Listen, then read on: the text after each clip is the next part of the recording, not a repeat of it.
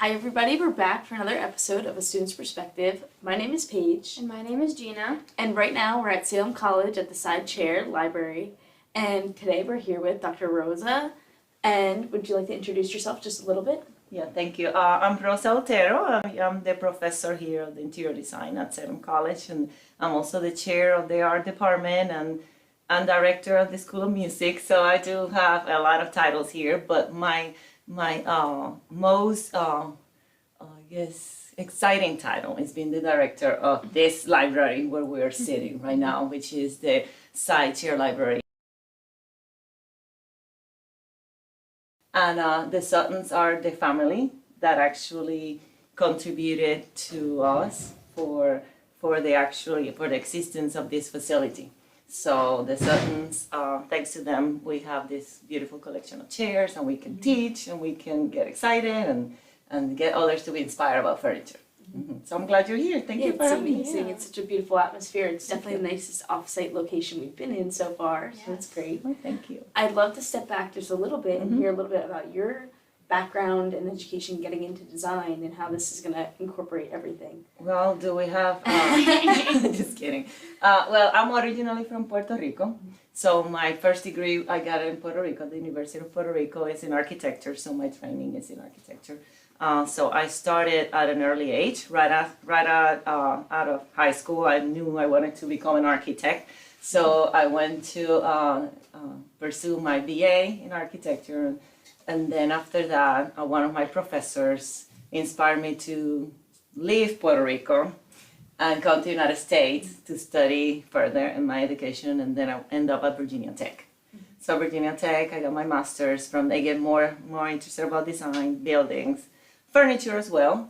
And then another professor at Virginia Tech inspired me to continue further, and I ended up in Pennsylvania. So at the University of Pennsylvania in Philadelphia, where I got my PhD. So eventually, after all those years of education, ended up moving to Winston-Salem, North Carolina. This is where my husband's from, so that's why I'm here. And found this great college to teach. And eventually, another great thing about this college is that I met some wonderful people, some people that were affiliated with this institution, like the Suttons, because Martha Sutton, she graduated from our high school. I don't know if you knew, but we have a high school and a college here. So she graduated from our high school in several years ago. So they wanted to honor that connection. And since both of them were furniture executive, and they're retired now, so they thought that a great place to develop some furniture resource, especially modern furniture, was to do something here at Salem. So I'm excited. Yeah, it's beautiful.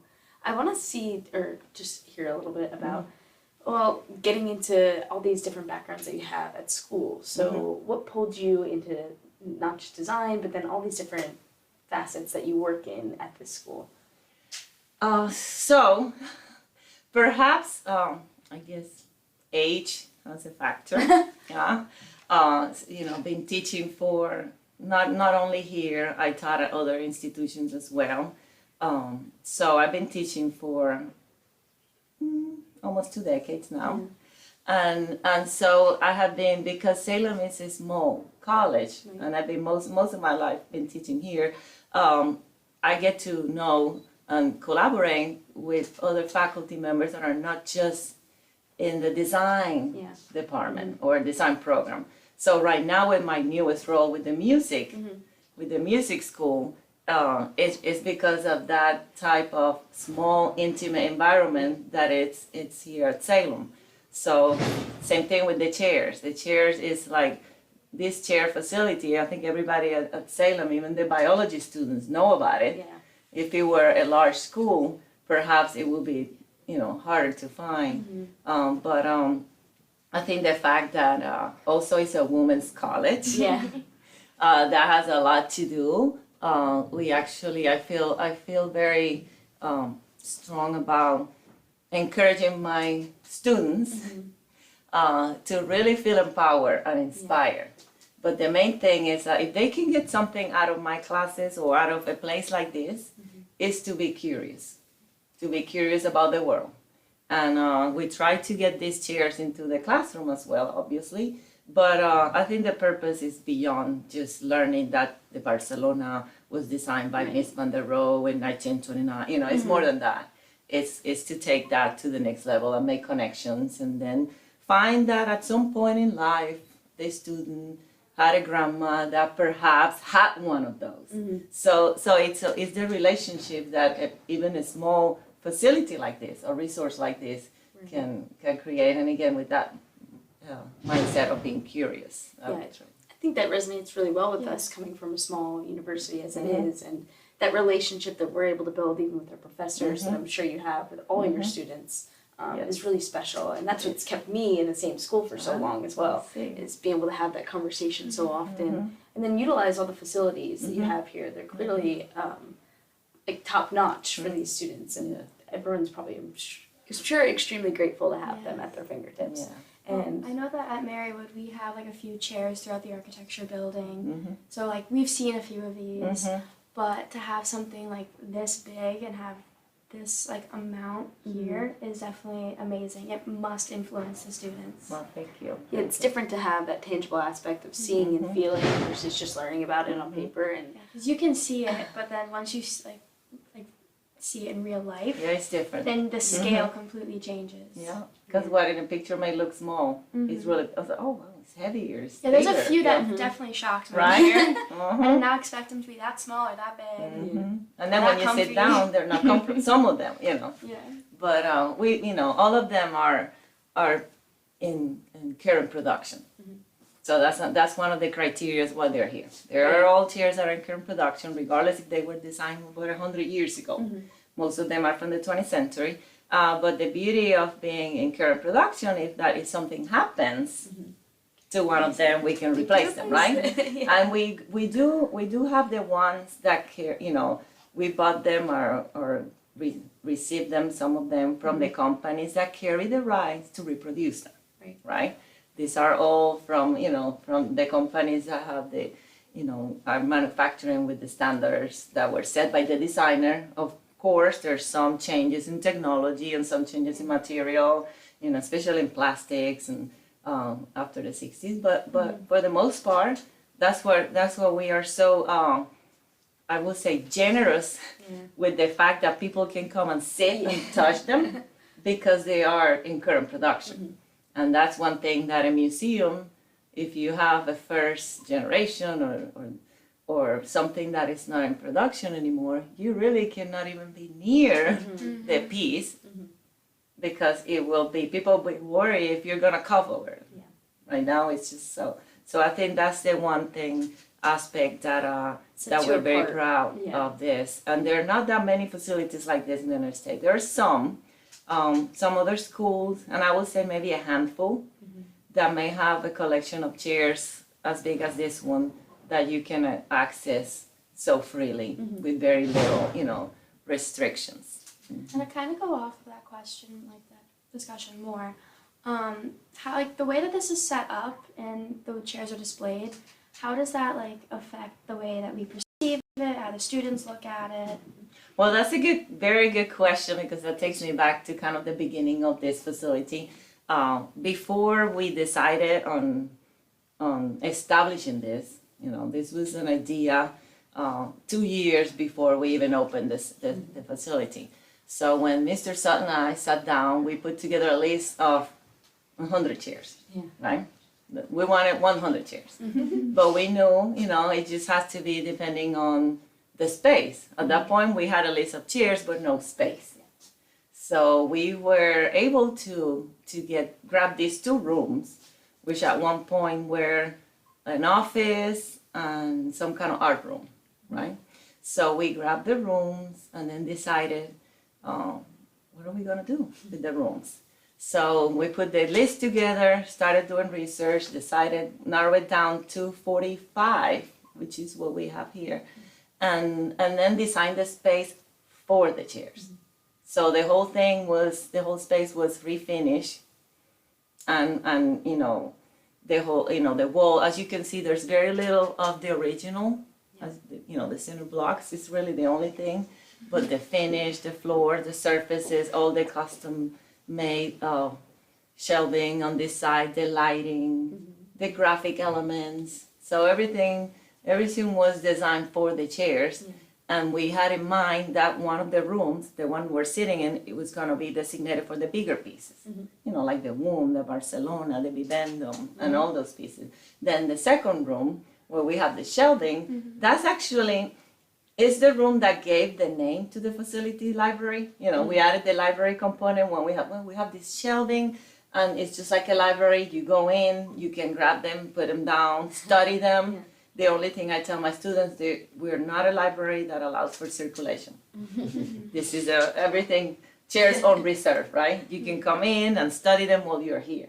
But you can reposition them. They're not, if you notice, there's not a sign, there's no labels for them. There's still some freedom. This room may be not as flexible because there's some, like the Womb, I have never seen the Womb in any other place than this right here.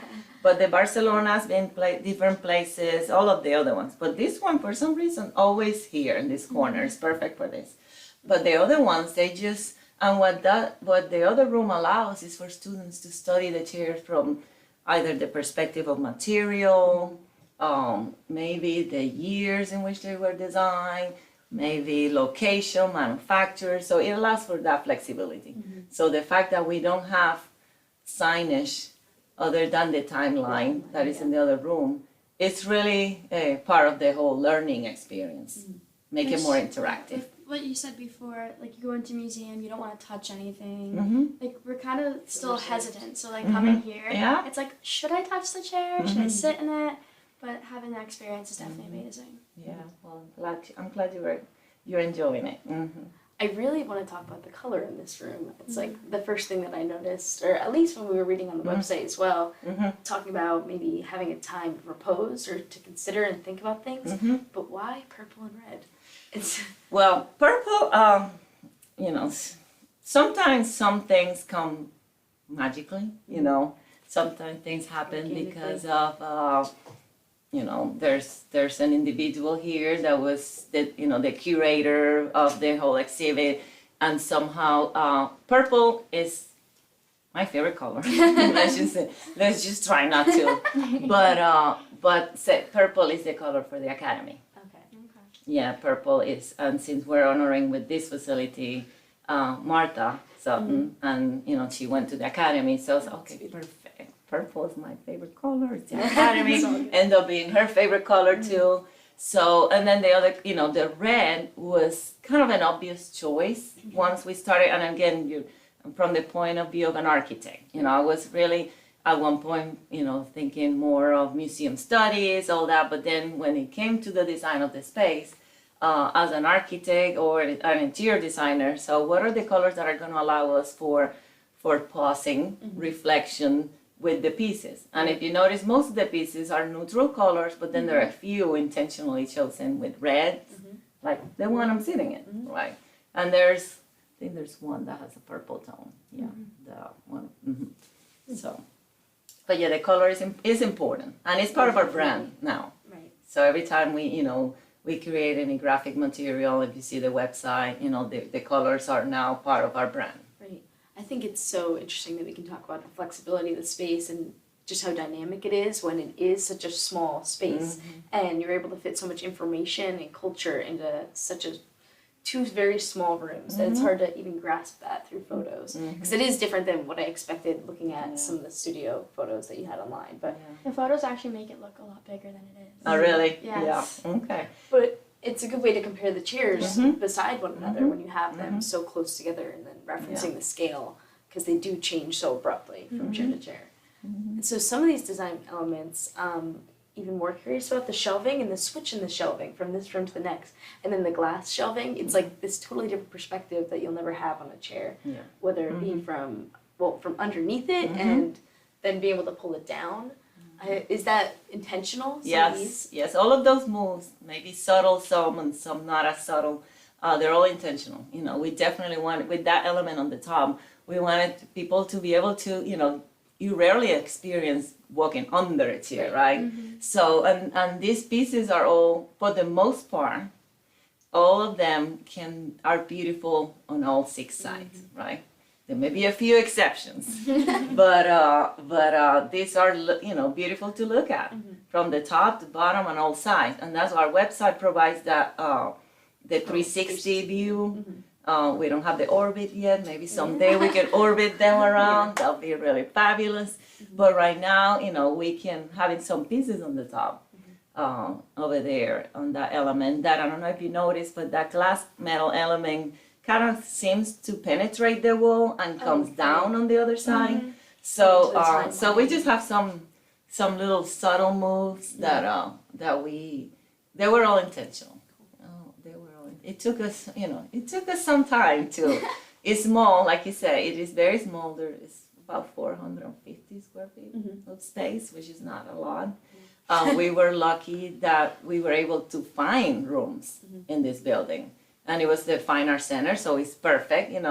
Not the same if this facility was in the science building, right? So it gotta be in the right building. And then elements such as the mirror that we use on that surface, that really probably makes you think that the room is bigger the size of the space, than it is, especially in picture photograph.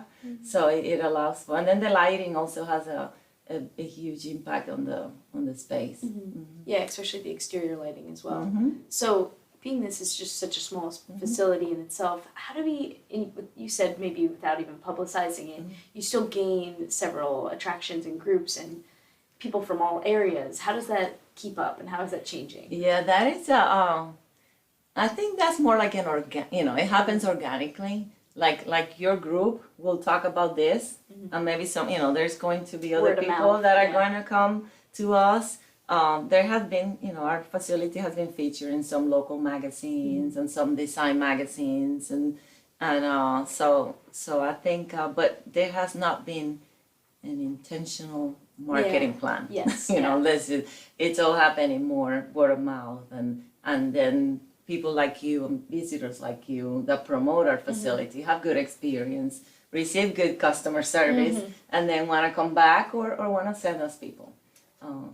But we have plans to grow, not immediate plans, but we do have plans. The website was one of our most recent steps towards those plans to grow because it was launched this year. So it took us a long time. We had the facility, and I have to mention that there is a fabulous group in High Point, Alderman Studios. They're photography. They mainly do photography, although now they have expanded to many other things. They're the ones that actually help us build this space. They had the knowledge and the carpentry knowledge and skills to actually help us build this space. So they also help us with the website as well. So they're very good friends, great partner. So they are in High Point, and I will suggest that maybe next time you come to Markett, you could schedule a field trip to Alderman. It's a fabulous facility. And some of you may want to work there in the future. Oh, wow. We'd like to bring people back here now, too, as well, after having this conversation. Well, when any of my students ask me about continuing education, I'm like, of course, I don't blink. I think if there is a curiosity that you want to proceed further beyond the BA or the BFA or the BS. Yeah, all of that. I think yes, because it is something that I assure you're not, students are not going to regret that. That is a fabulous way to continue. Of course, some are destined to just go to work right away because maybe life choices or some life expectation from family, but yes, continue. That's exactly how, that's how I was brought up. And honestly, one of the biggest shock when I moved to the United States from Puerto Rico was not seeing how, like in my culture, in my country, everybody was going to finish a college degree and probably go beyond. Like there was no doubt in my mind since I was like 6 years old that I was not gonna go to college, and if I was gonna pursue architecture, I remember my mother saying, and you have to go and have a PhD then. I was like, yeah, I will have a PhD, So it was like, to me, it is a way that it gives you, especially women, it gives us a key to do things like this. When I started school, I didn't think I was gonna do something like this, and even though I worked at a big firm in New Jersey at some point, and I helped design some high schools, and it's orange and print, but I think something like this that is out of the norm, that is so it is you only can find things like this, opportunities like this, I think, after going through so many years of exploration, because school is a safe place to explore. You have the support of your faculty, the support of your classmates, and you have to face it with you have to embrace it. Tell my students, when I give you feedback, I may sound that I'm being so, I don't even, I don't want, I sometimes I may sound that I'm being too honest with them and say, no, you got to start all over again. No, that's not, but it's in a safe place. Yeah. It is, that's what, if we can, get out of school with those tools, faced with all those challenges, when you are out in the world, you're ready. Feel the need to push boundaries. Mm-hmm. It's kept you very well rounded, I can tell as well. Make your mistakes in school so you don't make it. Yeah, out in the world. and then you come back and teach. Yeah. There's nothing better than that. Nothing better than that. Unless you unless you want to make a ton of money, then don't come back and teach. But it's a great, it's a great feeling. And when you make a difference you only need one student to make your day. You may have 24 students, but it's just one student that you make a difference. That's it. That's all that matters, really, at the end of the day. And that difference don't have to, it's hard to measure that.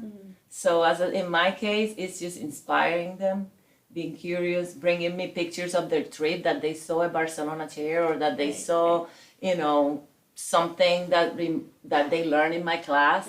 When they make a connection, they write an essay, or look, I wrote this blog and such and wow, that's yeah. So going back to the students then, how did they feel about the gallery? And I was also curious if that ever influences people that even come to Salem College in general to actually enroll here, like knowing the facilities that they have at their hands. Yes, some students come here, it is a recruiting tool, it is a recruiting tool. So the admissions office, every time they're gonna give a tour to anybody interested in the arts, about a chair library.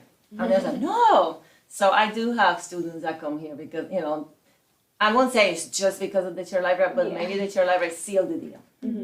And I think that is a good thing to have. Again, it's just, in addition to being a facility that promotes lifelong learning, a facility that is for our students, like a lab for our current students to be inspired, or the art students come here and sketch the chair, but it is a recruiting tool. Yeah, I would say that it also encompasses the passion that you guys have here, just for design in general, and I'm sure that also influences the reason that they want to be educated by you yourself. I think that's a lot of the equation in itself. I try to be very personal.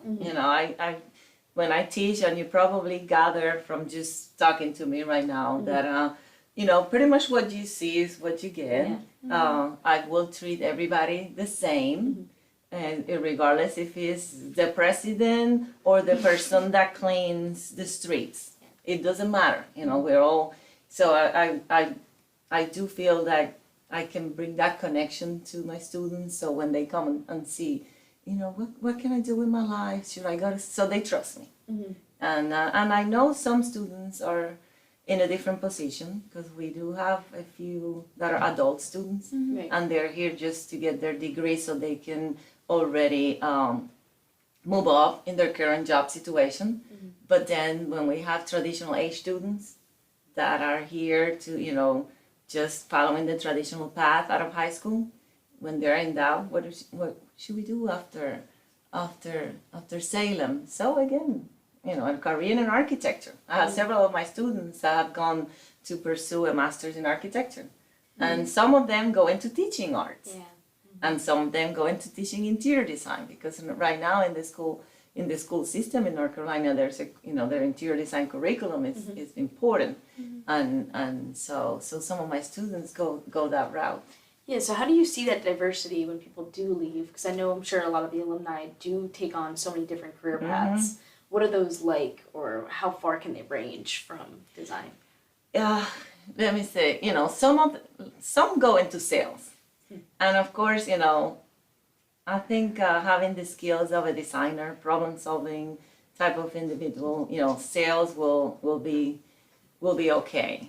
I am definitely not one that that love that area, but there's some personalities that are perfect for sales, and that's okay. But I do see most of my students being the producers, the backstage people. Like in places like Alderman, which is a big photo, video studio. So the designers are there, not only doing the graphic design side, because I also, we also train students to follow path in graphic design. But they also, they're the ones making sure that there's no wrinkle on the fabric that is going to be photographed, but, so there's all this. And then we have a recent, I would say 3 years ago, she works in New York right now for Ralph Lauren. Wow. So, we have, from fashion to more art, just teaching art in elementary school, or, to interior design in high school. And then some of them that want to teach in the college level. Interior design in high school, that's a new one for me. And we've been talking about bridging that gap between even high school and universities and starting the conversation earlier, because a lot of it is misleading and people don't know, but we'd also like to make people as aware as possible of the possibilities getting into university, because a lot of us are extremely confused freshman year and have all these ideas and concepts that maybe won't come to fruition, or maybe won't get there, but there's so many other opportunities and outlets. And I think, the introduction of the interior design curriculum in our public school system is very important and has been very instrumental in teaching and advocating for our profession, right? Because there's been a lot of, interior design as a profession is relatively new. So some people, not on purpose, use the term interior decorating, right? And all decorators, and which is not the same, They're also, depending on the state where you reside, you have to become a licensed interior designer. I think that's the case in Pennsylvania. How is it? You have to be an interior You don't have to be licensed in order to work as a job title interior designer, but it's definitely more. Yeah, some states, maybe 19 states. I know North Carolina is not one of them. And I don't believe North Carolina will ever be one of those states because of furniture market. Yes. So it will be very hard. It will cut a lot of, revenue there, and a lot of people will suffer. But as far as the profession and the misconceptions, interior design is closer to architecture, and hence why some programs like yours use the term interior architecture. Yeah, it's made a very specific drive for us, which we try to represent as much as possible at Marywood, just because interior architecture is very misconceived by not only just the profession, but other students and other schools, because we do have conversations with other interior design schools that maybe don't understand even the difference between interior design and interior architecture. And like you said, they kind of lump us in with the interior decorating. Yeah. Like, oh, is it similar to that? And then we have to explain. No. Yeah, no. Exactly. And that's something, it will take time. And I think, that's, again, incorporating the interior design curriculum into the high schools. I don't know how other states are doing. It's a great start. Yeah, it's a great start, because already the high school students that are going to be the potential college students already know ahead of time what are they going to be, the possibilities. Now, do you think that having the high point in the market there has influenced your students in any way? Even if they are from North Carolina or if they're not from here? It's just such, it's a loaded question. That is such a loaded question. I don't even know where, how to begin to answer that. The fact that the High Point Market has been here for more than 100 years, it's like it's been taken for granted. Maybe, to some other students from other states, I think it means more than the ones that are like 20 minutes from it, because we really, take it for granted. We can go to market every day if we want to, and we don't have to even plan about it, which is, let's go to market, let's go. But, it obviously doesn't happen that way. But I think we could take more advantage of having that resource. I think people here underestimate the potential that market has, and it's not just for the design profession. Like in this school, English majors could take advantage of market. Communications majors could take it. It's not just the designers. So that's why my point when I say, we underestimate that resource is beyond just the art department. The business majors. Why are the business majors there helping with the, with business plans, learning about promoting new products and different things. But perhaps for people that come from 11 hours away, you're like, wow, you do your research. You really, been studying this institution, because High Point, the city of High Point wouldn't be what it is today if it wasn't because of High Point Market. So we know that. At the same time, we understand that the presence of market has changed. The audience who comes to market, the products that are actually, exhibited there have changed where they're coming from. But because it was mainly stuff, furniture that was made here. Now obviously that's not the case. But I think there's so much more to do, regardless if this, the institution of furniture market has been there for over 100 years. The one thing I do enjoy when I take students for the first time, I did write a blog a couple of years ago about the experience of going to market for the first time as a student, and I compare it to like going to Disney World for a child. It's just like, wow, I know that this is my first time at market, and I literally look at everything. I have to touch everything. I've never take every bag. Yeah. Yeah. I've never experienced Oh my goodness, the bags. anything like this. So how many bags did you take? Are you the bag lady in your group? She is. There's always one. Okay. Well, actually, there's always one. You're right. I just grabbed one. I grabbed one yesterday. But normally I go with one of the students that go with us. I think last time she grabbed 30. Oh wow. I don't know if you go that many. No. Yeah, Maybe but we have. more. Yeah. But they're cute, aren't they? They are. Yeah, I grabbed one yesterday that I don't have, but there's some that are, Lodula and Sergio. You have so many of those. It's like that's the same as last Right, market. right. But yeah, and then there were some. What did I grab this year? Not bags, but measuring tapes. House had some cute measuring tapes. Yeah, things like that. Well, I was thinking about travel, getting into specifically Winston-Salem. Like, I'm sure this town is pretty special to you. How do you think that influences things? And then also just coming from your background of being everywhere, I was surprised to even hear about New Jersey and things like that. Yeah. And your home roots, like, how does that come into play? Well, Winston-Salem is known, or at least it's labeled now, as the City of Arts and Innovation. So you will not be surprised to walk around the city and just talk to people that none of them are from here. So there has been such a huge influx of people from the north. And I will not say it's an international city. There's not a lot of European, first generation European or even a lot of Latin American people here. But there's a lot of, there's a mix of, from the United States, especially, from the north, Midwest. And so that brings certain richness to this town that is not in other places. And I think, some of the major city projects. Like there used to be Haynes, Reynolds, I think Haynes, Reynolds, and there was another big corporation. But Reynolds are the ones that produce the most cigarettes in this area, and along with the ones in Virginia. So the cigarette cigarette factories here had to cease operation at some point.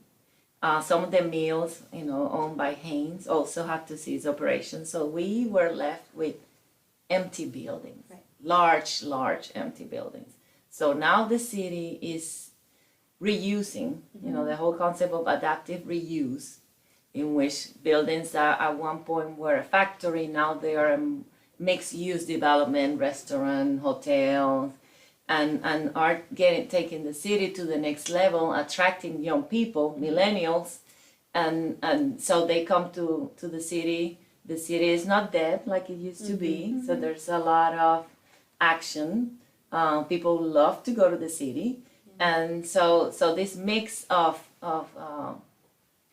people that are coming from from the different backgrounds help there, give us the name of the City of Art and Innovation. Right. And we also have a very strong arts council, the Forsyth County Winston-Salem Arts Council. It's one of the oldest arts council in our area. So we also the council, which I still currently sitting on that board. Oh wow! So we think of having our mission is very, very important.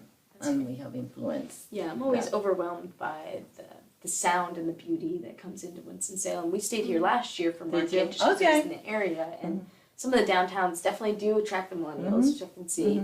And our program at Marywood is actually concentrated in adaptive reuse, so the master's program specifically works in that. And so a lot of these older buildings, it's a shame for us to see them not being used, so coming to a place like this where it's all utilized. Yeah, exactly. Especially since kind of like where we're from, there's a lot of empty buildings just sitting. Yeah. And potential projects, but it's nice to see them being used and done here. And you can tell how the actual community of people inspires that, and like you said, how it's pulling in maybe this melting pot of people. They're the ones who are building it up. I think towns like maybe Scranton and things like that, where they don't have it up because say they're just strictly college students, but no one in the rising industry. So seeing the industry of workers who are just getting out there into the field is what's really building it. So I think even people graduating from say Salem or in the area and then exploring the town, it's such a nice environment to imagine myself in at some point. It is good. And again, a lot of our graduates are out there doing wonderful things. Like we have one of our graduates that she's the founder of an event that this was the 5th year, the Winston-Salem Fashion Week. It's a fashion show, and she actually was the one that she was here. She started an independent study and working on that, and then now it's a reality, and she got some recognition by the mayor of Winston-Salem like last week. Wow. Then we have another one that when you were asking me about the range of the things that my students do, so from that, and then there was another one that she was so always being very involved in the community. And she wanted to make a change, and she had a passion for middle school age girls. So she actually founded this organization, which now is kind of in its 5th year, and it has had some amazing recognition in our area. And when she told me for the first time, sitting with me, what do you think about this? I was like, you'll be great. You'll be on the Today Show someday. You will be there. And the name of her group is Lead Girls of North Carolina. So it's just like, really being a designer, because the students, when they graduate from here, they get a major in design. They can follow concentrations on interior, graphic, or architectural studies, but the degree they get is a BA in design. So, sometimes you need to be very open-minded to think, a designer can do so many things. Really, designers can be hired in any field, in any company, non-profit or for-profit, because they're going to come with a set of eyes, a set of skills that is going to allow them to be visionaries.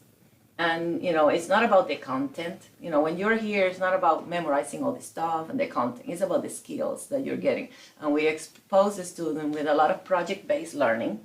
So, you know, design field, architecture field, it's all about studio work, right? So most of the time working in the studio, and not necessarily lecturing a lot.